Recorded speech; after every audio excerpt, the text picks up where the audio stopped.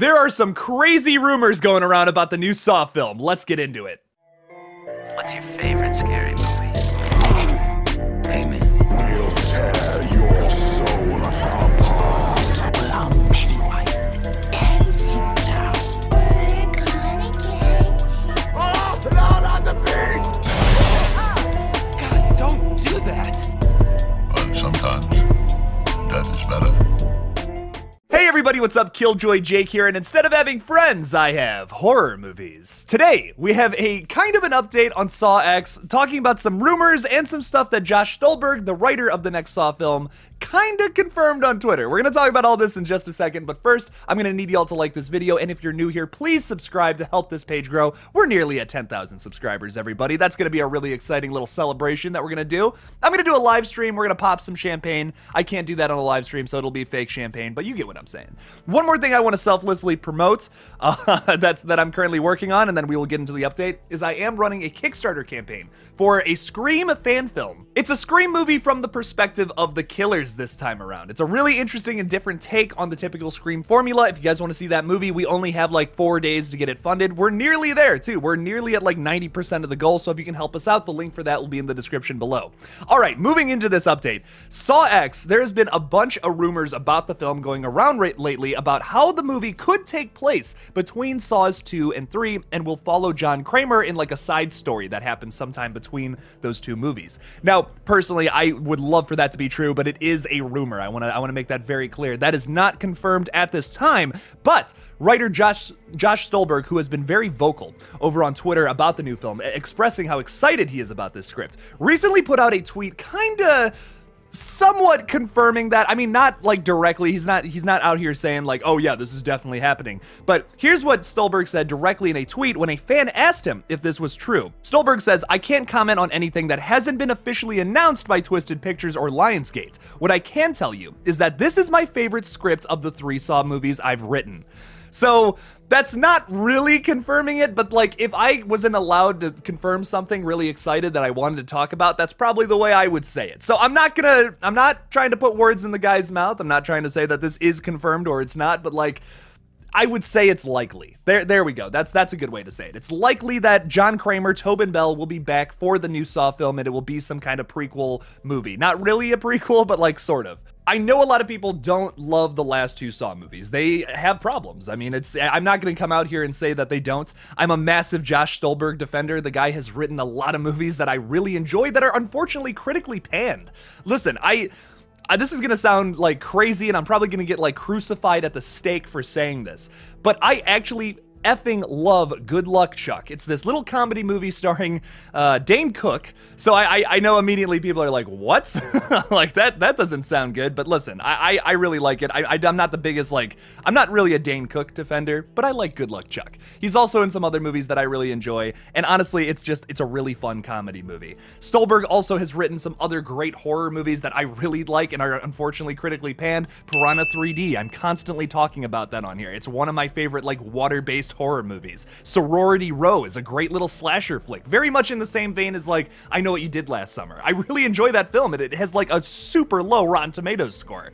Stolberg has made a lot of good stuff, and he hasn't really been recognized for it, in my opinion. And honestly, of his 2 Saw movies, I think they've gotten better with each script, and I think this new one will be even better than the last 2, for sure. So, although they have problems, they have a lot of positives as well. Jigsaw and Spiral from the Book of Saw honestly have some of the coolest traps, the most inventive of the entire franchise. Maybe not the most brutal, but the most like inventive and creative ones out of the entire franchise. That's just my opinion. I know some people will disagree, but I find it fun and crazy. It's like the B-movie version of Saw, and in a lot of ways, that's a positive thing. So I really do like Josh Stolberg's Saw films, and I really think this next one is going to be his best yet. I'm a big defender of the guy. I really like his work. He also follows me on Twitter, which is so cool. I don't deserve that at all. I am just some idiot who voices his opinion on YouTube for some reason. So that's a big deal for me. Josh, if you're watching this, man, much love. I really have, I say these things with the most constructive criticism in the most positive way I can, because I really do like this guy's films, and I really think he has a great Saw film in him. I really think that. And moving forward with this franchise, this is, in my opinion, the only way to make another great Saw sequel, because the biggest problem with a lot of the movies past 3 is that first of all, the 4 through like the final chapter, one of the biggest complaints about those films is, oh my god, how many things did Jigsaw set up before he died? Like, what? This is getting outrageous. By the final chapter, it's like, oh my god, there's no way he could have set all this up. It's outrageous. And then 8 is kind of like a prequel movie, but I mean, Jigsaw is kind of like a prequel movie, but it also like has a lot of the same twists and turns that the second movie does, and in a lot of ways is just a kind of a poor remake of that second film. Like I said, has a lot of really cool traps, has some interesting characters, but has some notably small mistakes that kind of ruin the film for me. Another thing I really like about Spiral from the Book of Saw is they then took it in a new direction. They tried to have another killer, but I just feel like the mystery was flawed. If in a murder mystery, or any kind of mystery in general, if you have a character that joins the force or joins the team at the last minute to try to help the case and try to solve who the murderer is, 9 times out of 10, it's that person who is the murderer. I mean, that was my biggest complaint. That was just that's like the easiest kind of murder mystery to figure out, in my opinion, and that was like, really? We're gonna take that approach with Spiral? I know that wasn't supposed to be the big twist. The big explosive ending was the social commentary at the end that I thought was brilliantly well done, and honestly something that I feel like is overlooked when it comes to that film. Josh Stolberg did a really great job with that movie, but like I said, it still has some problems that I think could be improved with this next movie. The big thing that the last one was missing, in my opinion, like the absolute biggest thing, was the iconic voice, the iconic Billy the Puppet. You just can't have a Saw movie without that, I think. And the last film was kind of proof of that. Like, yes, I think in some ways, Spiral from the Book of Saw is a much better movie than Jigsaw, but it didn't do so well at the box office. Nowhere near as good as Jigsaw, in fact. And I think a lot of that is because it didn't share the same DNA as some of the past Saw films. So this is going to be a film, Saw X at least, will be a film that shares a lot of DNA with some of the past Saw films that are beloved, and can tell a story that is purposeful and returns back to things that are great about those original 3 movies. John Kramer.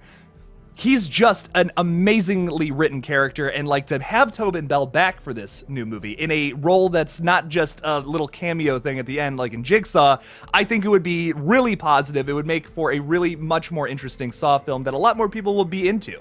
And I think this is the only way to go. I've been talking about how the Saw franchise needs a requel more than maybe any other franchise. I know some people will disagree, but to retcon everything past, like to retcon the end of 3 and past, I feel like you could write a really good movie there. You could have a really interesting film about Tobin Bell's Jigsaw coming back and doing something crazy. Like, what else could he have done in his line of like crazy murders and like killing and capturing people? Not in that order. Capturing and killing people. There we go. I would love to see this film. Honestly, if that's the route they've taken with it, I am all about that personally. I know this is controversial to some people because there's a lot of plot lines that were left unfinished in the past couple of films that we haven't even touched on in the last 2 movies, so people are upset about that. I totally get that angle to it, but personally, this is the Saw story I want to see more than anything. What do you guys think, though? Leave me something about it in the comments below.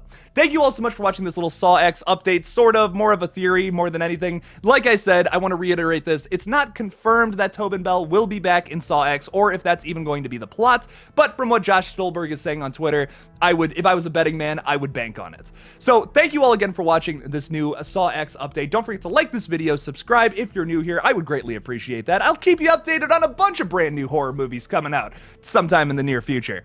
Also, like I said earlier, the Kickstarter campaign is live only for 4 more days for the Scream Red Right Hand. If you can support that, the link for it will be in the description below. Thank you all again for watching, and as always, don't forget to kill it out there, y'all.